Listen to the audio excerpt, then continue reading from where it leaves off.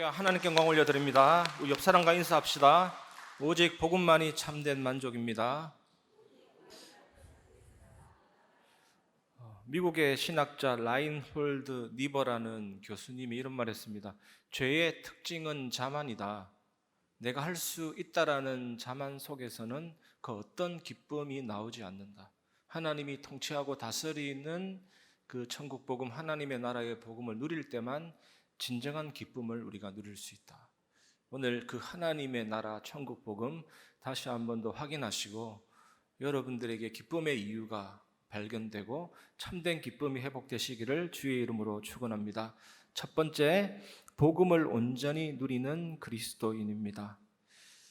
저는 몇 년 전에 우리나라에서 제일 무서운 롤러코스터를 타본 적이 있습니다. 올라갈 때는 옆을 보기도 하고 하늘을 쳐다보기도 하고 천천히 올라가니까 긴장이 안 됩니다. 그런데 정상에 올라가서 직선 코스를 주행하다가 갑자기 멈춥니다. 그리고 나서 아래로 떨어지는데 거의 수직에 가깝습니다. 안전벨트를 어깨에 착용하는 것이 아니고 허리에 착용하기 때문에 내려질 때 엉덩이가 들립니다. 거의 그 안내원이 말하더라고요. 자살 공포를 느낄 수 있다. 예측할 수가 없는 불안함이 오는 거죠. 우리 지난주 본문과 오늘 본문은 조금 분위기가 다릅니다. 지난주는 예수님이 아주 특별한 능력과 권세와 권위를 제자들에게 줬잖아요. 귀신을 쫓아내고 모든 병과 모든 약한 것을 고치는 권능을 주셨습니다. 마치 롤러코스터를 타고 위로 올라가는 느낌이었는데, 그런데 오늘은 좋든 싫든 아래로 돌진해야 되는 그런 상황입니다. 마태복음 10장 16절, 보라 내가 너희를 보냄이 양을 이리 가운데로 보냄과 같도다. 그러므로 너희는 뱀같이 지혜롭고 비둘기같이 순결하라. 성경에 양이라는 단어가 많이 나옵니다. 양은 잘 속는다고 합니다. 그리고 다리가 부실해서 잘 넘어집니다. 저번에 설명드렸던 것처럼 뒤집힌 양은 바로 세우지 않으면 죽습니다. 그리고 나동갈아진 양도 스스로 힘으로 어찌어찌 일어서지만 아주 휘청거리고 중심을 잡을 때까지 기다려줘야 합니다. 그 순간에 맹수가 덮치면 죽을 수가 있죠. 그리고 양은 시력이 매우 나쁘고 방향 감각도 없습니다. 시력이 어느 정도 나쁘냐면 마이너스 10 디옵트라고 합니다. 1에서 2m 그 부근만 볼 수가 있는 겁니다. 아주 눈이 안 좋죠. 그리고 방어력도 없고 공격력도 없고 죽을 때 더 온순해집니다. 세상은 위험한 곳이며 그리스도인은 이리때 속에 있는 양같이 취약합니다. 하지만 그리스도인은 언제나 양으로 남아 있어야 됩니다. 예수님이 양인 그리스도인을 1인 세상에서 보내십니다. 그런데 어떤 양은 이리떼들에게 이리저리 떠도 먹히기도 합니다. 우리 인간의 본성은 중립적이지가 않습니다.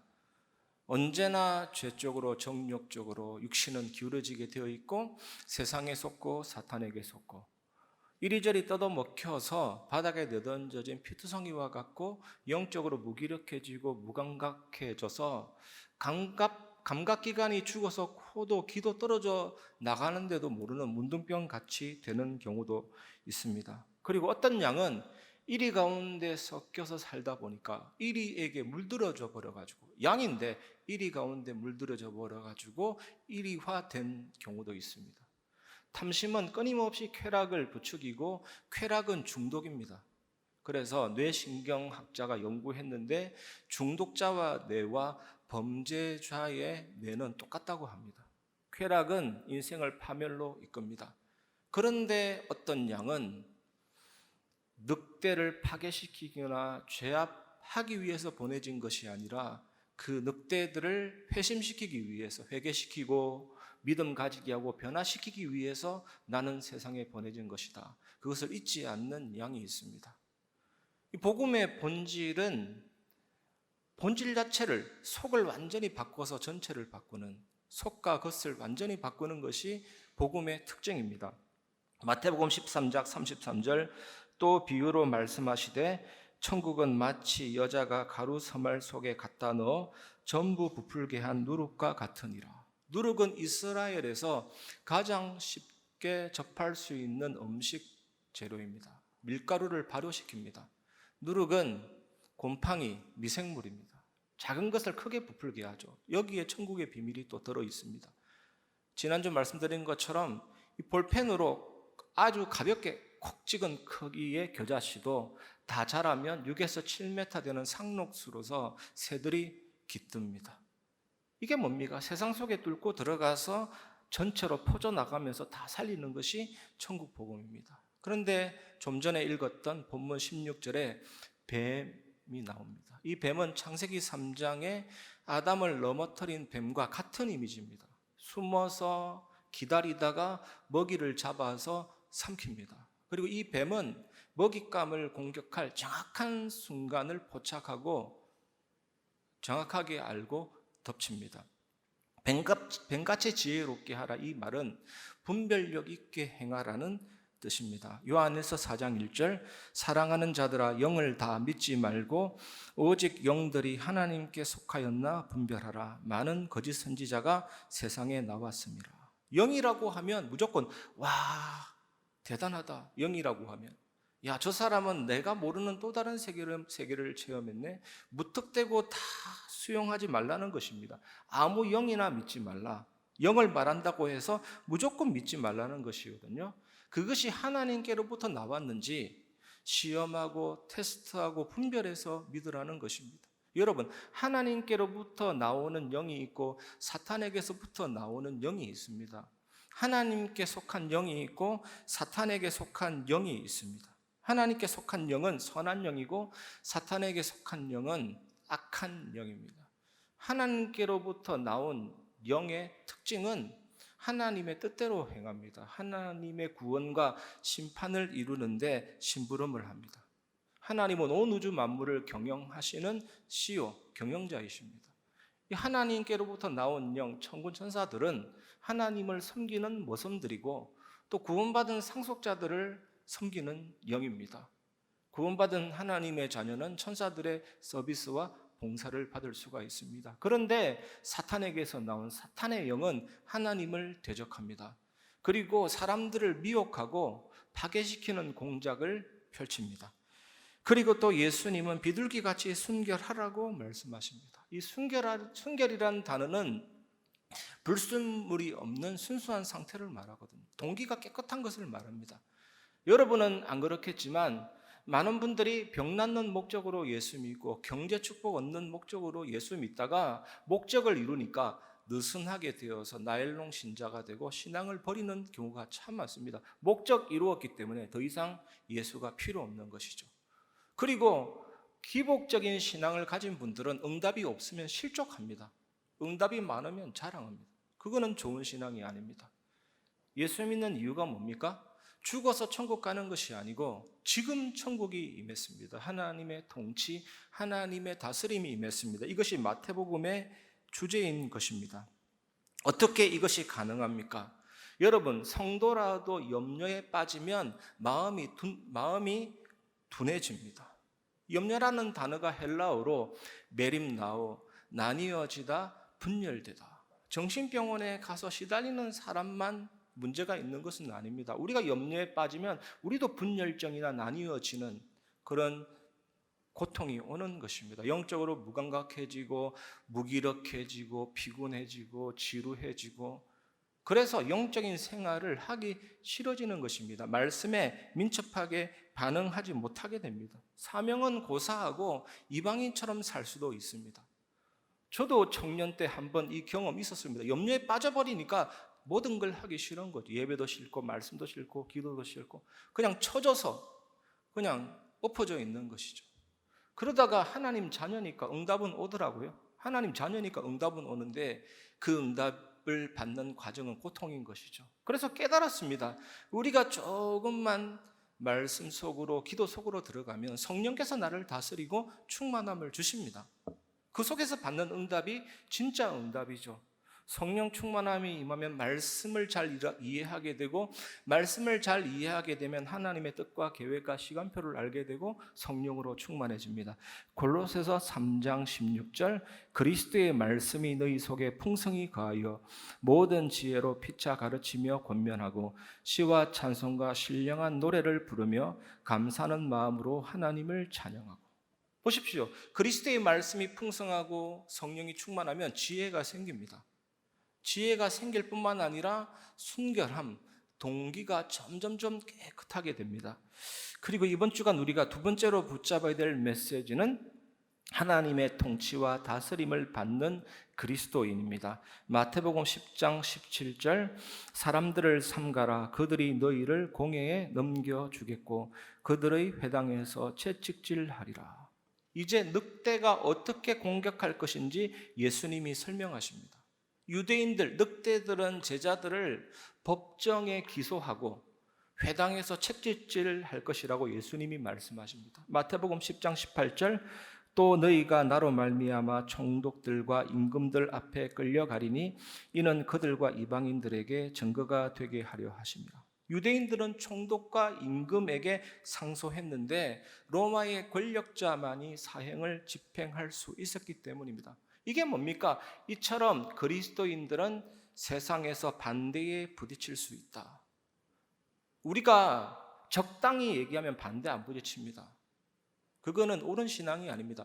적당하게 얘기하면 절대로 반대 안 부딪혀요. 근데 진리를 얘기하면 당연히 반대에 부딪힐 수밖에 없습니다. 여러분이 현장에서 반대에 부딪히지 않아서 너무나도 좋다, 옳은 신앙생활 아닐 수도 있습니다. 내가 진리를 말하지 않고 있을 수도 있습니다. 진리를 얘기하면 반대에 부딪히는 것은 너무나도 당연합니다. 예수님도 반대에 부딪혔잖아요. 선지자들과 사도들과 제자들은 박해를 받았잖아요. 왜입니까? 이것은 세상이 근본적으로 복음을 매우 싫어하기 때문입니다. 그래서 반대에 부딪히는 것입니다. 여러분, 복음 가지고 사는데 무조건 환영한다, 그게 옳은 신앙이 아닐 수도 있습니다. 반대에 부딪히지만 그러나 우리는 두려워하지 말아야 됩니다. 성경은 그것을 얘기하고 있습니다. 오병이어의 기적을 딱 보면 여러 가지 해석이 있거든요. 떡은 밥입니다. 우리로 따지면. 물고기는 반찬입니다. 소금에 절였기 때문에. 그런데 이 5,000명, 한 15,000명 정도가 때는 날이 저물었고 빈들인데 먹을 것 없는데 이 꼬마가 자기 오병이어를 내놓으니까 다른 사람들도 감동받아서 전부 다 자기 도시락을 내놔서 먹고 12광주리를 남겼다. 이게 천주교가 이렇게 해석을 합니다. 그런데 우리는 예수님이 12광주리를 남기실 정도로 오병이어로 다 먹이고 12광주리를 남겼다. 그래서 너희들도 기도하라, 기적을 체험하라.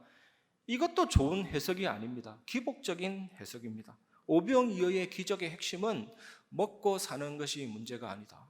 그 오병이어의 떡을 먹고도 또 배고파요.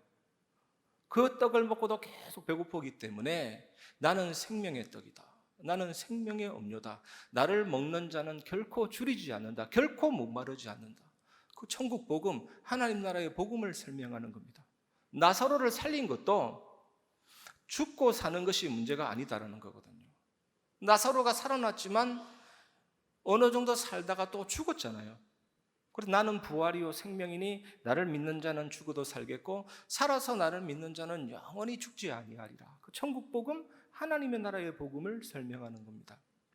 우리가 지금까지 살펴봤듯이 예수님은 질병을 다스리는 권세, 귀신을 다스리는 권세, 자연을 다스리는 권세, 통치자입니다. 그 예수님의 권세, 하나님의 나라가 위기당한 성도들에게 뚫고 들어오시니 우리는 염려하지 말아야 되는 것입니다. 믿고 의지해야 되는 것입니다. 마태복음 10장 19절 20절, 너희를 넘겨줄 때에 어떻게 또는 무엇을 말할까 염려하지 말라. 그때에 너희에게 할 말을 주시리니 말하는 이는 너희가 아니라 너희 속에서 말씀하시는 이 곧 너희 아버지의 성령이시니라. 가난하고 무식한 어부들인 제자들은 당연히 임금들과 총독들 앞에서 무슨 말을 해야 할지 고민할 것입니다. 저도 예전에 경산시장, 경상도 경산시장 3번 역임한 분이 다락방에 말씀 운동에 참여하셔서 제가 메시지 전하려고 하는데 고민이 되는 거 있죠. 오죽했으면 가난한 어부들 당연하게 고민될 것이기 때문에 예수님이 고민하지 말라 이렇게 말씀하셨습니다. 왜냐하면 이 제자들이 할 일은 말을 낼 수 있는 목구멍과 입만 제공하면 돼요. 그날에 성령께서 싹 다 말하십니다. 그래서 우리도 복음 전가함에 있어서 두려워할 것이 없죠. 체험될 것입니다. 하나님 우리가 복음 전할 때 필요한 생각을 그때 주십니다. 필요한 마음을 그때 주십니다. 필요한 판단을 그때 주십니다. 놀라운 선물을 부어 주십니다. 성령의 감동 감화하심으로 복음을 말할 수 있게 됩니다. 그래서 우리는 정인의 삶을 살 때 누구를 의지해야 됩니까? 성령을 의지해야 되는 것이죠. 요한복음 14장 26절 보혜사 곧 아버지께서 내 이름으로 보내실 성령 그가 너희에게 모든 것을 가르치고 내가 너희에게 말한 모든 것을 생각나게 하리라. 성령께서는 예수님의 말씀을 우리 속에 있는 예수님의 말씀을 생각나게 하셔서 그 말씀을 사용하셔서 우리를 가르치십니다. 그리고 예수가 그리스도라는 사실, 예수님이 가르치고 전파하고 치유했던 모든 사역들을 생각나게 하시고 해석해 주시고 그 믿음을 우리에게 부여하셔서 사역하게 하시거든요. 우리가 할 것은 없죠. 그래서 온전히 복음을 증거할 수 있게 되는 것입니다. 그래서 예배 속에 은혜 받고 말씀이 여러분 속에 풍성하게 거하도록 날마다 기도하고 누리시길 바랍니다.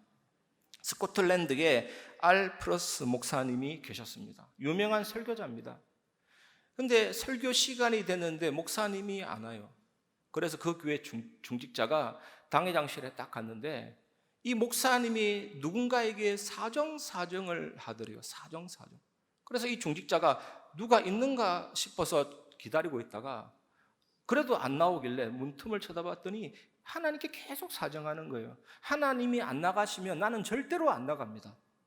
내가 설교를 준비했지만 성령께서 나와 함께 가지 않으면 나는 절대로 갈 수 없습니다. 하나님이 이 강단의 설교자가 되게 주옵소서. 직접 성령께서 역사하시는 전도, 성령께서 말씀하시는 전도, 성령께서 말씀하시는 강단이 중요한 것이거든요. 여러분은 목소리 낼 수 있는 성대만 제공해 주면 됩니다. 이게 전도입니다. 얼마나 은혜로운 사역인지 모릅니다. 하나님이 나와 동행하시면서 함께 역사하시는 전도니까 이것을 꼭 믿으시기를 주의 이름으로 축원합니다. 세 번째, 참된 사명 감당하는 그리스도인입니다. 마태복음 10장 21절 장차 형제가 형제를 아버지가 자식을 죽는 뒤에 내주며 자식들이 부모를 대적하여 죽게 하리라.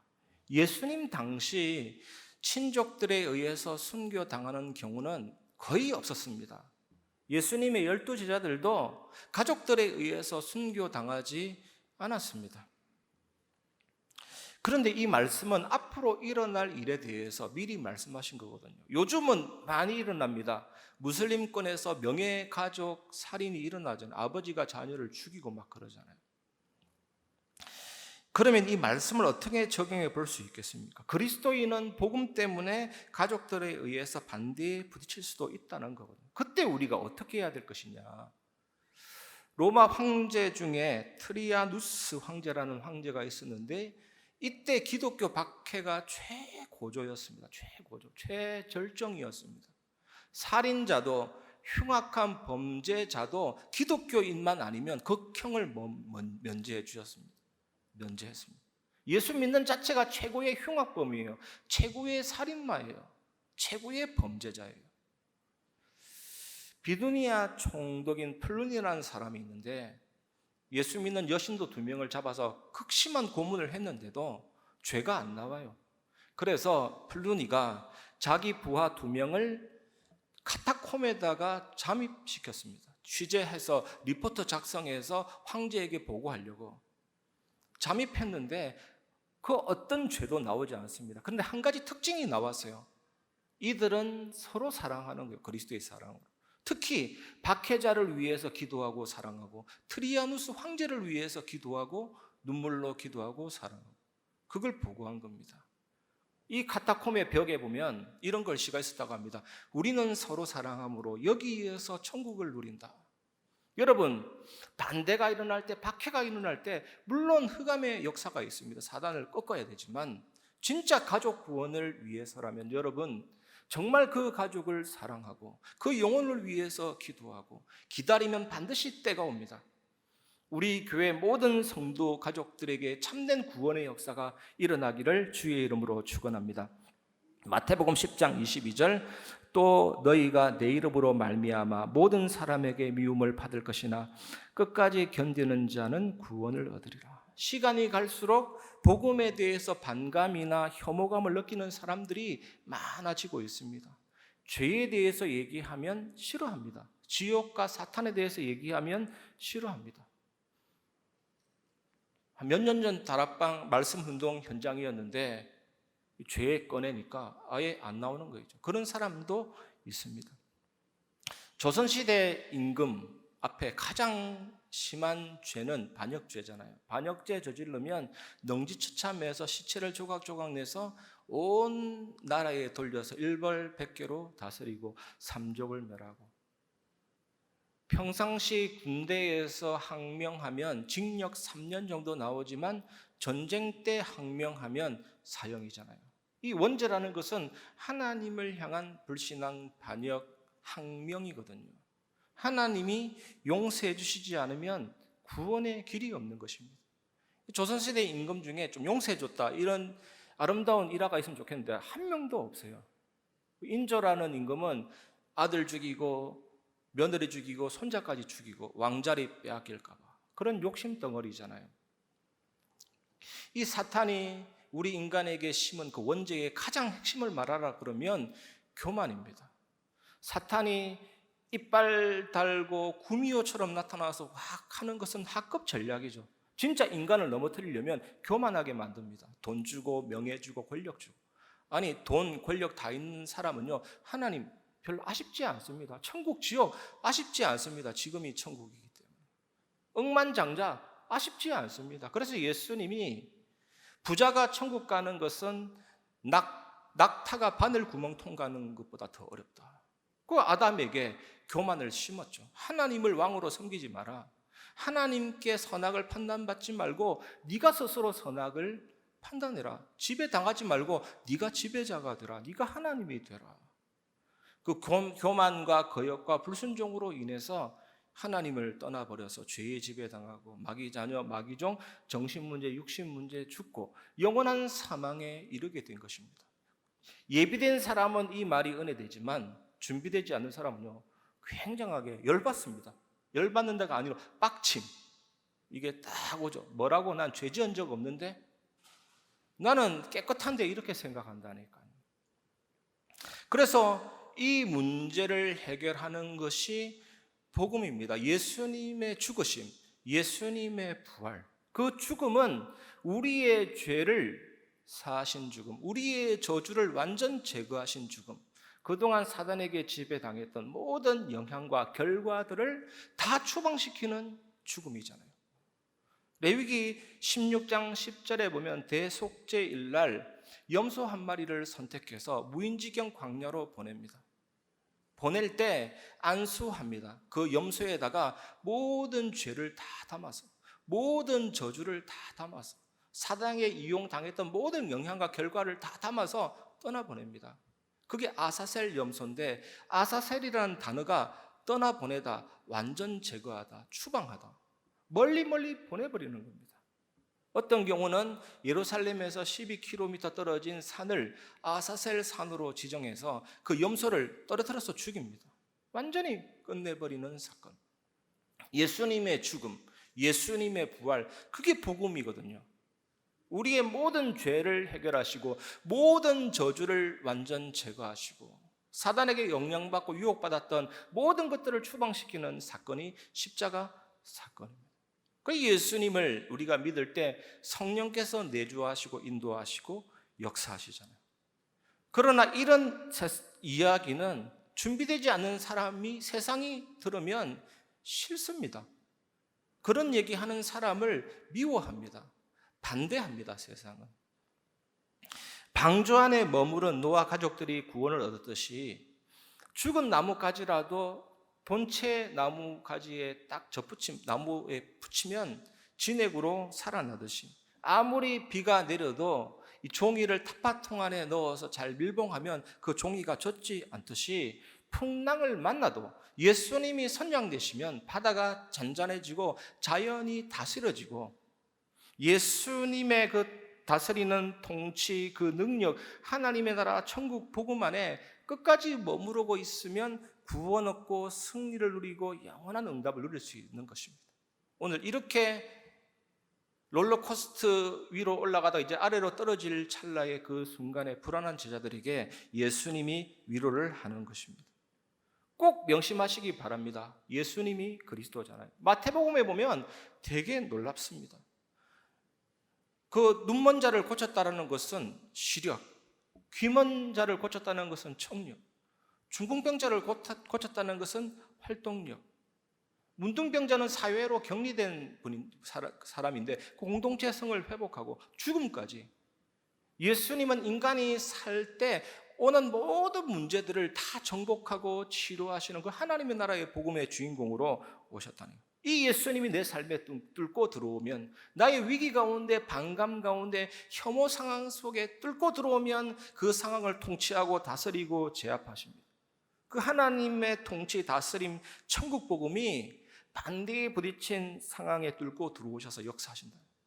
이 사실을 한 주간 누리시기를 주의 이름으로 축원합니다. 마태복음 10장 23절, 이 동네에서 너희를 박해하거든 저 동네로 피하라. 내가 진실로 너희에게 이르노니 이스라엘의 모든 동네를 다 다니지 못하여서 인자가 오리라. 저번 시간에는 복음을 받지 않으면 발길의 먼지를 떨어버리라. 이번 이 말씀에는 이 동네에서 박해하면 저 동네로 피하라고 하십니다. 둘 다 같은 뜻이죠. 전도는 설득이 아니고 선포하고 고지하는 거죠. 예수 믿으면 천국이고 예수 믿지 않으면 영원한 사망입니다. 그리고 이스라엘의 모든 동네를 다 다니지 못해서 인자가 오리라. 이거 굉장히 의미가 있습니다. 이게 뭐냐면 유대인들의 복음화는 100% 이루어지지 않을 것이다.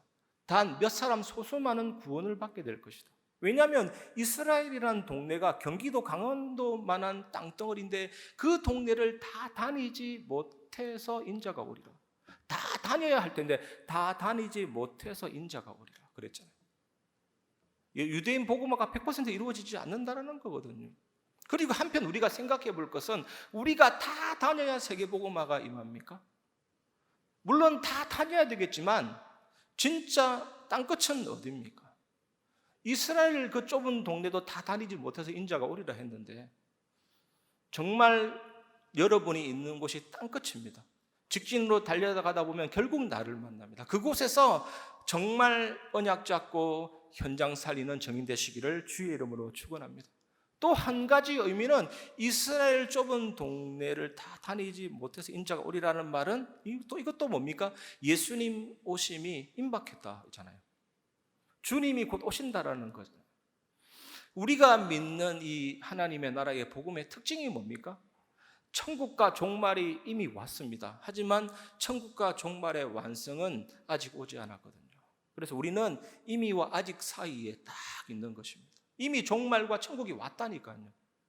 이런 종말론적 신앙으로 승리하시기 바랍니다. 그래서 우리 교회는 오직 무엇을 해야 되느냐? 예배의 축복 속에서 예배의 전도를 누려야 될 줄 믿습니다.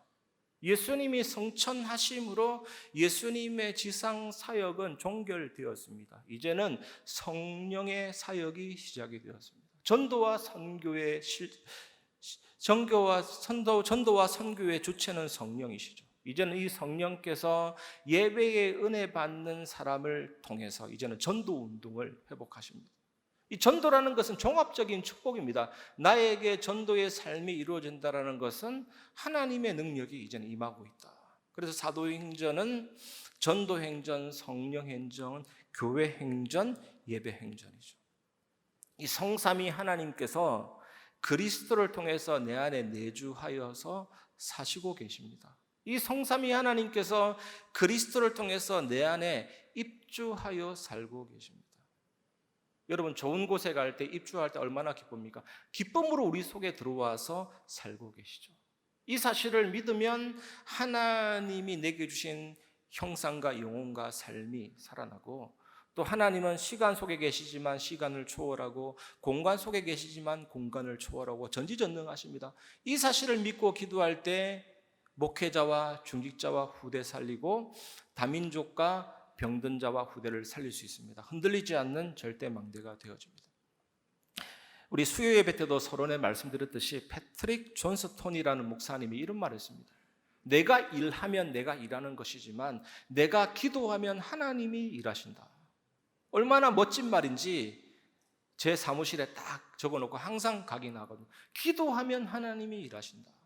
여러분, 정말로 이번 한 주간 하나님이 안 주신 것이 없습니다. 하나님이 내게 생명과 건강 주셨기 때문에 내가 유지되고 있습니다. 물 마실 때도, 걸어갈 때도, 식사할 때도 온전히 기도의 비밀 누리시길 바랍니다. 여러분, 돈은 아무것도 아닙니다. 하나님이 모든 것입니다. 우리가 이 사실을 안다면 헌금할 때 예배 속에서 얼마나 마음을 담을 수가 있는지, 또 하나님이 나에게 삶을 주셨습니다. 내 삶은 100% 하나님 겁니다. 근데 하나님이 나를 만나러 오라고 안식일을 주셨다니까요. 우리가 하나님 만남과 누림 없으면 삶의 형통이 올 수가 없죠. 예배의 축복을 꼭 회복하시기를 주의 이름으로 축원합니다.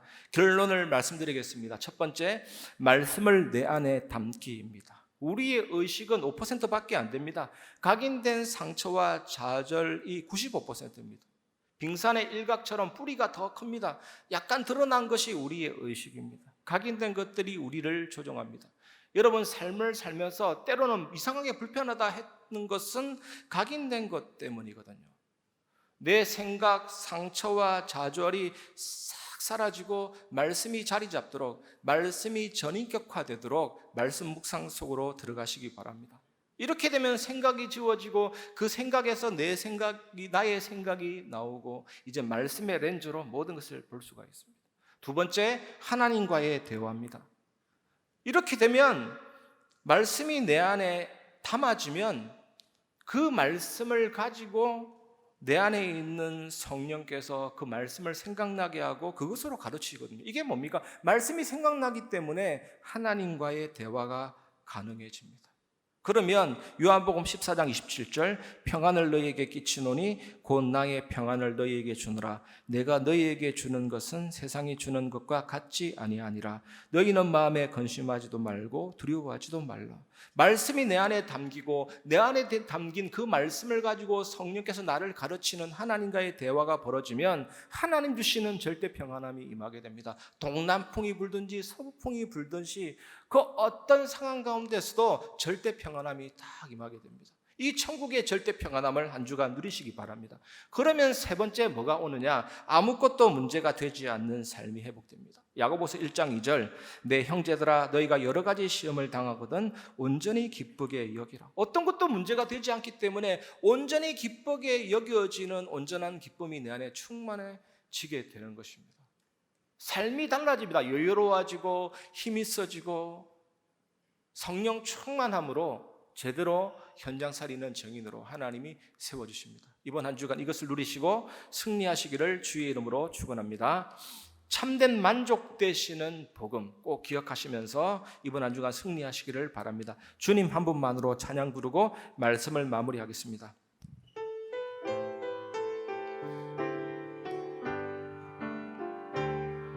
주님 한 분만으로 나는 만족해. 나의 모든 것 대신 주님 찬양해. 나의 영원한 생명 대신 예수님 목소리 높여 찬양해.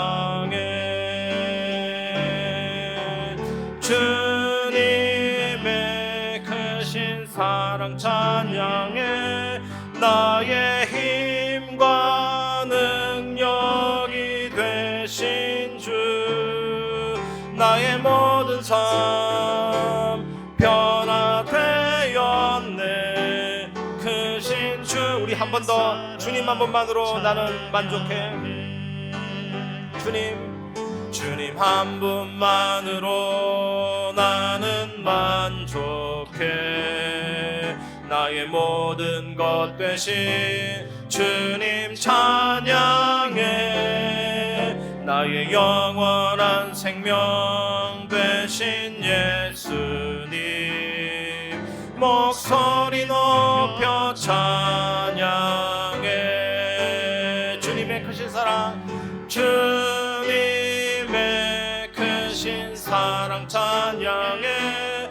나의 힘과 능력이 되신 주, 나의 모든 삶 변화되었네. 크신 주